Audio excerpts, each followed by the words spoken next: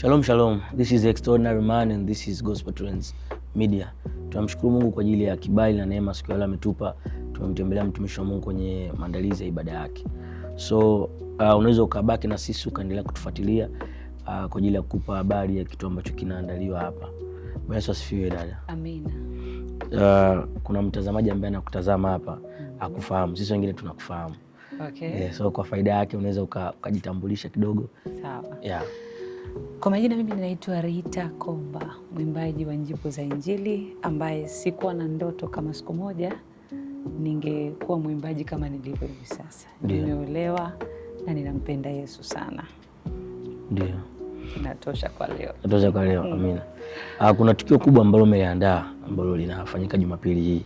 Sasa kuna mtu pia taarifa hiyo hana na tunatamani kwa dakika moja kabla ya kuendelea mbele ujaribu kuliongelea hilo tukio ambalo unalifanya Jumapili. Okay. Yeah. Mimi kama Rita ninamshukuru Mungu sana ambaye amenipatia neema. Tarehe 19 yani Jumapili ya wiki hii tunaenda kufanya ibada ya shukurani inayokwenda kwa jina la My Voice for His Glory, iliyobeba theme inasema 10 years of grace, worship and impact. Ibada hii itafanyika pale New Deluxe Hall Sinza Kijiweni na milango itakuwa wazi kuanzia saa 8 kamili za mchana. Ndio. Kwa hiyo unamtukuza Mungu kwa ajili ya miaka 10 ya huduma yako. Oh yes. Amen. Kwanza hongera. Asante. Sio rahisi kusustain katika huduma kwa miaka 10. Kweli ni neema. Ni kitu ambacho Mungu tu anakupa neema. Yeah. Sana natamani kujua katika hiyo miaka 10 hiyo ni kitu gani ambacho Mungu amekifanya kwako ambacho huwezi ukakisahau kwenye huduma yako? Okay, kitu kikubwa ambacho Mungu amekifanya kwangu na siwezi kukisahau, kumtumia mnyonge ambaye alikuwa hajui kitu chochote, na leo hata watu wakiniona wanasema hakika Mungu anafanya. Ndio. Kwa sababu gani nimesema hivyo? Mimi nilikuwa sijui kabisa kuimba na sikuwahi kuwa na ndoto za kuimba. Nimeanza kuimba ukubwani. Mungu amenipa zawadi ya kuimba nikiwa mtu mzima sana. Ndio maana nasema hicho kitu siwezi kukisahau. Mungu kunikubali mimi ambaye nilikuwa sijui kitu, na mpaka leo amenipa hii neema na zawadi ya kuimba. Okay, sawa. Umesema ulikuwa hujui kuimba kabisa. Kabisa. Itimizi ilikuwa ni kitu ambacho kinasumbua walimu. Sasa ni nani amekuwa akikutia moyo sana kwenye huduma yako ya uimbaji? Watu ambao walikuwa wananitia moyo ni wengi. Leo naweza nikamtaja Emmanuel Gripa. Pia ni mtu mmoja ambaye alikuwa ananitia moyo, ananiambia madam, una kitu, usichoke, endelea kuimba. Na ameshanifanyia nyimbo nyingi. Ilifika wakati naimba sehemu ambayo siwezi, ananinyosha. Okay. Na wakati mwingine alikuwa anaimba mwenyewe. Then ananiambia nenda kafanya mazoezi, urudi studio uimbe. Emmanuel Gripa, kuna King Sun yuko Mbeya. Na yeye amenisaidia sana kuhakikisha kwamba hii zawadi ambayo Mungu ameiachilia ndani yangu isipotee, kwa sababu kuna kusudi. Mtu mmoja mahali fulani aseme Mungu yupo, anaweza kumtumia mtu ambaye ni mdhaifu sana, ila anachotamani tu moyo wa utayari. Kuna King Sun, ni watu wengi, yani nikisema niwataje hapa siwezi kumaliza, ni wengi sana. Ila huyu King Sun nikimtaja, na Emmanuel Gripa, na mume wangu ambaye na yeye sio mwimbaji, hajui kuimba lakini anasema usichoke. Yani yuko siku zote yuko pembeni yangu kuhakikisha kwamba kile kitu Mungu ameweka ndani yangu ndio hakipotei.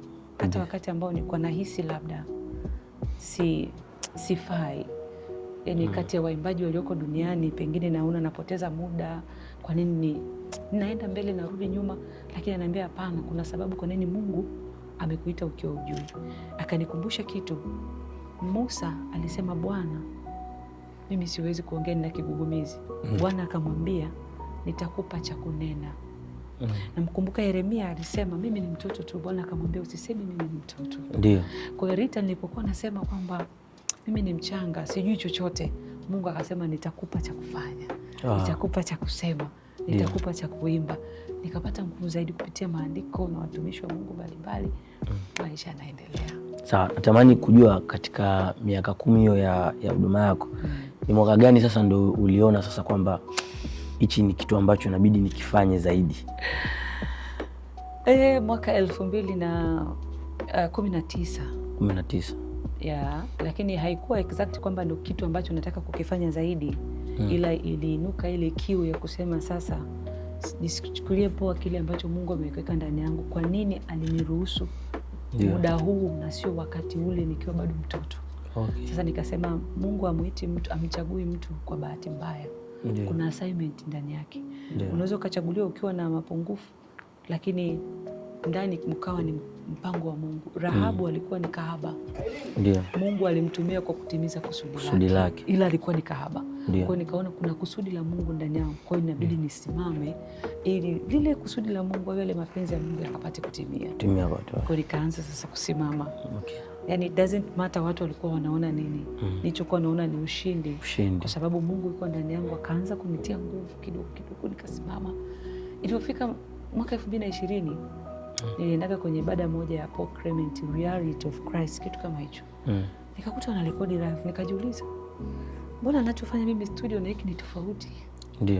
Hawa watu wanafanyaje? Wakaniambia hii ni live recording, mnarekodi hapa. Lengo sio nifanye live recording watu wanijue, ni kuwe, kwa sababu wanasema huku unafanya mazoezi inakusaidia sauti yako hata kukua, kubadilika. Nikasema nikaandaa live recording ya kwanza 2022. Watu walishtuka, wakasema huyu dada, lakini mimi nilikuwa najua ni nini nakitaka ili niweze kufikia yale malengo ya mimi sasa kupiga hatua kutoka kwenye ule udogo ambao sijui kabisa. Na Mungu akanifanikisha, nikapiga step. Nikafanya recording ya kwanza, ya pili, hii inayoendea ni ya tatu. Sio rahisi, but ukiwa na Mungu unaona kabisa namna anavyokusaidia. Ananisaidia sana. Amen. Nikurudishe nyuma, mwaka 2000 nakumbuka kama sio na 22 na 23 tulikutanaga sehemu kwenye TV moja hivi. Tulikuwa na Henry Kimruma. Kuna kipindi fulani hivi cha The Spirit, kitu kama hicho kuja. Nakumbuka. Sasa kipindi kile wakati tuko pale kuna Mili alikuwa anakuta mama mchungaji. Sasa natamani kujua wewe ni mama mchungaji. Sasa how do you manage kuwa mama mchungaji, kuwa mke wa mtu, kuwa mama wa familia na uimbaji? Unajua sisi waimbaji tunasema kwamba ukitaka kufika mbali lazima ujiweke, yani uwe full time. Sasa how do you manage? Wewe ni mama, wewe ni mama mchungaji. Unajua kuwa mama nyumbani na mama mchungaji ni vitu tofauti, na pia kuwa mtumishi wa Mungu. How do you manage that? Ninayaweza mambo yote katika yeye alitaye nguvu. Unajua mimi ni mwanamke. Lazima niwe kwanza na kipaumbele kwamba saizi nina moja, mimi ni mke ndio, lakini Mungu amenipa kitu ndani yangu. Na mume wangu pia amepewa kitu ambacho mimi pia kama msaidizi natakiwa nihakikishe kwamba ninamuombea, ninamsaidia katika eneo fulani. Kila kitu wanasema kuna majira kwa kila jambo. Majira yapo, kwamba huu ni wakati sasa wa kuimba, huu ni wakati wa kusimamia familia, huu ni wakati sasa wa kuomba. Yani mimi naangalia tu ratiba, kwamba ratiba yangu ikoje. Lakini kingine, nina delegate majukumu. Ninagawa majukumu, kwamba siwezi kusimama sehemu zote mimi. Ndio ninaweza mambo yote katika yeye anitie Mungu nguvu, lakini nawezaje? Kwa kumanage watu ambao Mungu amenipa, kwamba sasa niko kwenye mazoezi, leo ibada kanisani ipo. Lazima nihakikishe nikiwa kwenye mazoezi kuna watu ninawa-arrange kwamba wewe utasimamia hapa, wewe utafanya hiki, utafanya hiki. Kule kutaendelea kwenye ibada na mimi huko ninaendelea na mambo yangu. Kwa kugawa majukumu pia nimeona ni kitu muhimu sana ambacho kinanisaidia mimi kama mke wa mchungaji, kama mtumishi wa Mungu kwa upande wa uimbaji na mambo mengine. Barikiwe sana. Amina, barikiwe sana. Asante sana. Sasa turudi kwenye swala la huduma yako sasa ya uimbaji. Nyimbo zako naona ni nzuri sana. Asante. Nzuri sana. Sasa natamani kujua ni nyimbo gani katika nyimbo zako ambayo hata wewe mwenyewe ukisikiliza waga na kuhudumia mpaka leo. Yaani kati ya nyimbo zako hizo ambazo unazo. Nyimbo nyingi jamani sasa nihudumia. Kwenye nyimbo zangu za zamani sana ama za hivi karibu? Zozote, kwenye zote. Najua lazima kutoka kuna ile nyimbo ile ambayo hata wewe mwenyewe ukisikiliza unasema Kuna nyimbo ambayo siku zote zinanihudumia, lakini kuna wimbo ambao sikutoaga nikausambaza. Mwambie. ametenda maajabu, mwambie. Mwambie. Tena huu ni wimbo ambao Director Shama aliuposti kwenye akaunti yake. Mimi sikuposti kabisa. Okay. Ule nikiangalia kuna sehemu nasema haikuwa rahisi wewe kuwa ulivyo, ametenda maajabu, mwambie. Okay. Yani hivyo, yani mimi kuwa hivi haikuwa rahisi. Yani ni maajabu ya Mungu, kwa sababu hata wanaonijua Rita back there wakiniona wanaona maajabu ya Mungu. Mimi sikuwa kwenye hizi angles za gospel. By the way pia sikuwa nimeokoka. Sasa nakuja naokoka, napata neema ya wokovu, napata uimbaji. Yani ni hivyo, maneno tu yale yamebariki moyo wangu sana. Sawa. Pia natamani kujua ni ushuhuda gani ushakupata kutoka kwenye nyimbo zako ambao ulikufanya wewe pia ukamtukuza Mungu? Ushuhuda ambao nimeupata ni mama mmoja ambaye alikuwa ametimiza miaka 40. Alikuwa anaomba sana Mungu ambariki kupata mume. Sasa wakati anasikiliza wimbo wangu akasema, nimesikiza wimbo nikiwa ninatamka maneno kwamba Mungu anitendee jambo, Mungu aniwezeshe na mimi. Anasema alienda na ule wimbo kama wiki moja. Baada ya hapo baada ya wiki moja akatokea mtu akamwambia anataka kumuoa. Na ule mtu akutumia yani mambo mengi, akafuata process. Na mwisho wa siku wakafunga tu ndoa ya kanisani, kwa sababu alikuwa mtu mzima na yeye mtu mzima. Mpaka sasa yuko kwenye ndoa. Nilimbariki Mungu kwa sababu niliona kwamba unaweza kuchukulia ni wimbo, lakini kumbe ni kitu ambacho kinaenda kumsaidia mtu mmoja mahali fulani. Amen. Pia katika miaka yako hiyo 10 ya huduma, wewe binafsi unalizungumziaje swala la huduma kuwa kama engo au nafasi au sehemu ya kuingiza kipato au uchumi kwa waimbaji? Ilikuwa ni swali ambalo tunauliza watumishi wengi sana ili kujua wapo upande gani, kwa sababu ya kizazi cha sasa hivi na wimbi ambalo linaendelea kati ya waimbaji na waandaji wa matamasha. Kwa upande wako kwenye miaka 10 umekuwa unasimama upande gani? Kwamba huduma, biashara, au lazima kuenda namna fulani ya kupelekwa? Biblia inasema pesa ni jawabu la mambo yote, lakini sio kila kitu katika maisha haya. Lakini pia Biblia inasema tunaangamia wakati fulani kwa kukosa maarifa. Unajua huduma itabaki kwa huduma na fedha itabaki kwa fedha, lakini hamna mtu anaweza kuendesha huduma bila kuhitaji fedha. Unapoona kinanda pale kanisani ni hela, ni fedha hiyo. Ni fedha. Unapoona jengo, kwa nini tunachangisha michango ya kanisa? Si ni hela? Hakuna. Kwa inabidi tuombe support kutoka sehemu fulani. Sasa mimi ninachotamani kusema ni kwamba tutumie hekima na maarifa ambayo Mungu ametupatia. Kwa sababu Mungu anasema atabariki kazi za mikono yenu. Sisi kama watumishi tuitumie mikono yetu, uwezo ambao Mungu ametupa kuifanya kazi. Alafu the rest Mungu atatuzidishia. Anasema mtafuteni kwanza ufalme wa mbinguni, na mengine mtafanya nini? Mtazidishiwa. Mimi sitaki kumwongelea mtu mwingine, najiongelea mimi. The moment nimemjua Yesu na nikamkiri kuwa Bwana na Mwokozi wangu, tayari nishaona mabadiliko kwenye maisha yangu. Niliona utajiri before sija experience. Niliona kufanikiwa before sija experience kufanikiwa. Na mwisho wa siku kukiri ushindi kwamba sitaki kuwa kwenye level hii ya chini sana. Mungu akanibariki. Kwa mimi ninafanya kazi ya Mungu kwa moyo. Kama nilivyoitwa nikiwa sijui. Kwa sababu mimi niliitwa sikujua kwamba watu wanafanya kazi kwa ajili ya hela. Mimi nimeitwa tu ndo nakuja kujua kumbe wakati fulani tunahitaji hivi na hivi na hivi. Mimi nilichokuwa najua tu kujitoa kwa moyo na kwa uaminifu. Ndo kitu kikubwa ambacho nilifocus nacho. Mengine nimekuja kuyajua baadaye. Lakini pia Biblia imesema wataendaje wasipopelekwa. Kwa hiyo tunahitajika kuwapeleka watu. Sio lazima watuambie nataka kitu fulani. Wewe unajua huyu anatakiwa kafanye injili.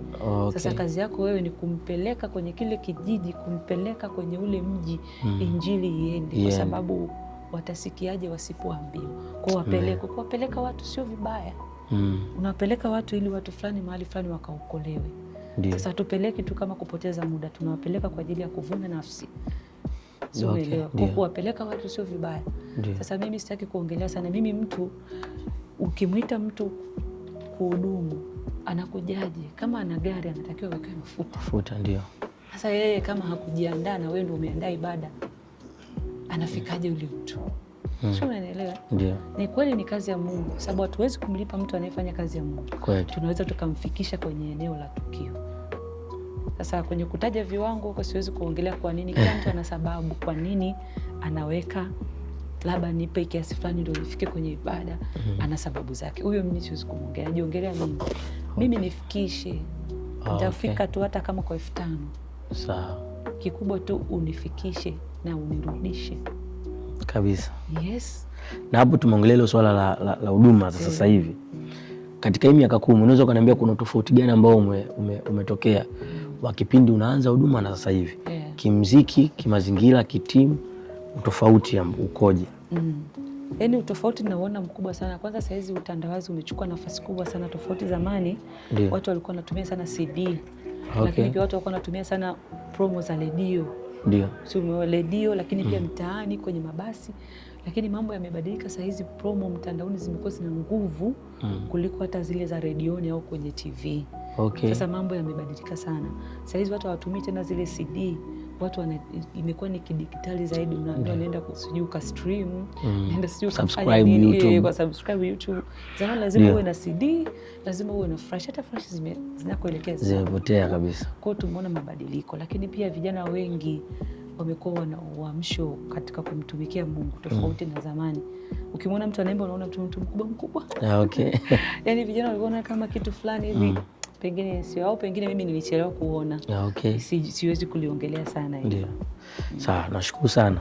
Sasa kwa dakika hii moja ya mwisho, natamani uizungumzie kwa upana kidogo ibada ya Jumapili na tuwakaribishe watu ambao wanatazama kwenye ibada ya Jumapili. Jamaa mimi kumrazi niko so excited, ndio maana unakuta hayo mambo yanatokea. Mimi ninamshukuru Mungu sana kwa kupata hii neema ya kufikiwa na nyie. Mungu awabariki kwa muda wenu kwanza. Kwa najua mmetumia hela, mmeweka gari, sina mafuta, bajaji, wherever about. Lakini pia ninamshukuru yule anayenitazama hapa na ninamkaribisha sana Jumapili hii pale New Deluxe Hall Sinza. Njoeni tushuhudie matendo makuu ya Mungu ambaye amenitendea mimi Rita. Nilikuwa sijui kitu kabisa, from zero mpaka hapa ananifikisha. Naweza nikashika maiki nikasikiliza kinanda. Naamini Mungu aliyetenda kwangu atatenda na kwako. Yamkini hiyo siku ikawa ndio ushuhuda wa maisha yako pia. Please hakikisha unakuja tu connect, alafu tumrudishie Mungu sifa na utukufu. Sina maneno mengi zaidi ya kusema Mungu asante. Gospel Friend, asante. Amina. Jamani, kama tulivyosikia kwamba Jumapili kituo ni kimoja tu pale Deluxe Hotel Sinza. Kwa hiyo wewe ambao unanitazama, watu wote wa Mbagala, Chanika, kutoka Kibamba, kutoka Kimara, sehemu moja ni bure kabisa. Bure kabisa. Kabla hujamaliza kwanza, kwa nini umeweka bure? Yaani mimi nilivyoshuhudiwa na Mungu, kwa sababu mimi namshukuru Mungu ni kama sadaka. Kama sadaka. Lakini pia mara nyingi mimi ninapomwandalia Mungu ibada, sitaki kuangalia wengine wanafanyaje. Naangalia nimesukumwa kwa kiasi gani na kwa namna gani. Natamani sana kumuinua Mungu kuliko kitu chochote. Na ndio maana nikaweka hiyo ili watu wote tuje tumshukuru Mungu, apate hiyo testimony kwamba Mungu anaweza kumtumia yule mnyonge. Jamani, kabla hujamaliza nilisema pale nafikishwa kwenye ibada, lakini kuna watu ambao mara nyingi wananipataga mimi hawana pesa na wanatamani wapate kile Mungu ameweka ndani yangu. Huwa mara nyingi wanaenda na jitoaga. Kwa sababu kuna wengine hatufanani. Ndio maana kuna watu wana makanisa makubwa yana uwezo mwingi, kuna watu wana manager wanasema sio wanawafadhili sio nielewe. Sasa wengine backup yetu kama mtu kama mimi, backup yangu kubwa ni Yesu. Sina wafadhili, sijui management, kwa hiyo tuko tofauti. Sasa kuna wale wanaweza kufadhiliwa, kuna wengine tunafadhiliwa direct na Mungu mwenyewe. Sasa huo ninajitahidi pale nikiombe ninaweza kufika, sawa, nikishindwa nawaambia nashindwa. Napenda tu kwa muasi. Kama mnavyosikia mtumishi wa Mungu kama anajitoa, kwa nini sisi tusijitoe bwana? Jumapili tunakutana pale Deluxe Hotel pale Sinza, na sisi kama Gospel Trends Media tutakuwepo pale. Na nyambo mpo mikoani, mpo nchi za karibu, mtapata updates zote kila baada ya dakika 15 dakika 5 tunakuwa tunapost updates zote. And this is Gospel Trends. Tumeshukuru sana kuwa na wewe leo mama yetu jamani. Lakini pia kama hujasubscribe katika YouTube channel yake, huu ni wakati sasa. Nenda pale Litakomba ka subscribe. Kama hujamfollow kwenye Instagram yake, nenda kamfollow mtumishi wa Mungu kwa ajili ya vitu vizuri. Na Mungu awabariki sana kwa kufanya huduma hiyo muda huu tunavyoongea hapa. Mama, nakushukuru sana. Amen. Tunakuahidi sisi kama Gospel Trends Media tutakuwepo wote. Yaani wote. Sema nini baba? Tutakuja na familia zetu. Mungu awabariki sana jamani. This was Gospel Trends Media, Extraordinary Man. Tunawashukuru kwa kuwa nasi na kutazama mpaka wakati mwingine. Shalom, shalom. Shalom, shalom.